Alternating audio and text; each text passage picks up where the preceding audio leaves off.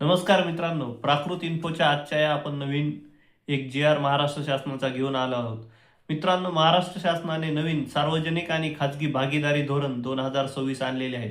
मित्रांनो, या मध्ये आपण पाहणार आहोत हे धोरण नेमकं काय आहे, या धोरणासाठी हे धोरण सर्वसामान्यांच्या उपयोगाचे आहे का, या धोरणामध्ये कुणाचा सहभाग आहे, हे धोरण कुणाच्या फायद्याचे आहे आणि याचे अधिकृत ची लिंक आपल्याला कुठे मिळेल, हे सर्व आपण या व्हिडिओमध्ये पाहणार आहोत. तरी मित्रांनो, आपण सर्वांनी हा व्हिडिओ शेवटपर्यंत पाहावा आणि आपण चॅनलवर नवीन असाल तर नक्की जॉईन करा. मित्रांनो, आपण या धोरणाविषयी अधिक माहिती सुरू करूया.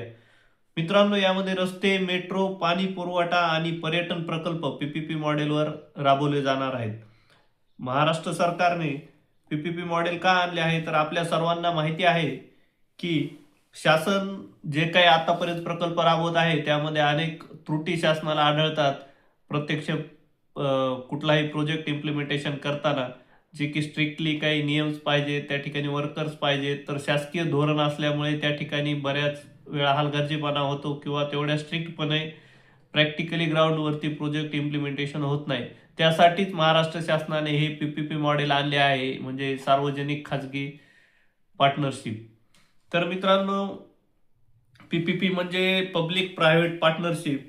यामध्ये खाजगी कंपन्या गुंतवणूक करतात, प्रकल्पांचे बांधकाम व व्यवस्थापन करतात आणि सरकार त्यावर फक्त नियंत्रण ठेवते. म्हणजे एखादा मोठा प्रोजेक्ट उभा करते आणि सरकार ते चालवण्यासाठी त्याचे रेग्युलेशन्स, नियम बनवतात.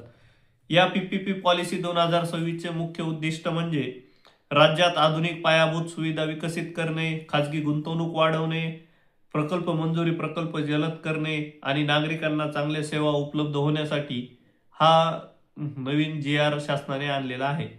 या अंतर्गत अनेक फंड वेगवेगळे असून आपण फक्त महत्वाचे मुद्दे यामध्ये समजून घेऊ की हा प्रकल्प कुठकुठल्या क्षेत्रामध्ये लागू होणार आहे. तर मित्रांनो, रस्ते आणि ब्रिज असतील, फ्लायओव्हर असतील, मेट्रो व दळणवळण परिवहन संदर्भ असेल, पाणी पुरवठा असेल, आरोग्य व शिक्षण विषय असेल, पर्यटन विकास असेल आणि औद्योगिक पार्क असतील, म्हणजे आपल्या सर्वांना माहिती MIDCs असतील, या सर्व विषयामध्ये हे धोरण काम करणार आहे. या सर्व विषयांसाठी शासनाने प्रायव्हेट फंडिंग किंवा प्रायव्हेट कंपन्यांना सोबत घेऊन पुढे भविष्यात काम करण्याचे ठरवले आहे. यामुळे राज्यातील पायाभूत सुविधांचा विकास मोठ्या प्रमाणावर होणार आहे. मित्रांनो, या धोरणाचे फायदे सर्व काय असतील, तर मोठ्या प्रमाणावरती शासनाला गुंतवणूक मिळेल. ज्या शासनाकडे अनेक योजना राबवण्यासाठी फंड कमी असतो. त्याचबरोबर शासकीय यंत्रणा माहिती आहे आपल्याला की अनेक टेबल्स आणि या सगळ्या विषयांमध्ये अनेक शासकीय प्रोजेक्ट खोळंबतात. तर या प्रायव्हेट पार्टनरशिपमुळे हे सर्व प्रकल्प वेळेत आणि टाइमलाईनच्या आत पूर्ण होतील. त्याचबरोबर नागरिकांना आधुनिक सुविधा, ज्या की आपण म्हणतो की शासकीय दवाखाना असेल, परिवहन असेल, तर यामध्ये ओल्ड एजेस असतात आणि लेटेस्ट सर्व टेक्नॉलॉजी प्रायव्हेटमध्ये असते. तर त्यामुळे शासनाने आता सार्वजनिक याच्यामध्ये प्रायव्हेट पार्टनरशिप आणली, जेणेकरून लेटेस्ट टेक्नॉलॉजी सर्व ठिकाणी होईल आणि या सगळ्यांचा विकास सर्वसामान्यांच्या उपयोगासाठी होईल. तर मित्रांनो, हे सगळं 46 पानांचा महाराष्ट्र शासनाने दिलेला आहे आणि तो आपण या व्हिडिओच्या डिस्क्रिप्शनमध्ये आपण त्याची लिंक दिलेली आहे.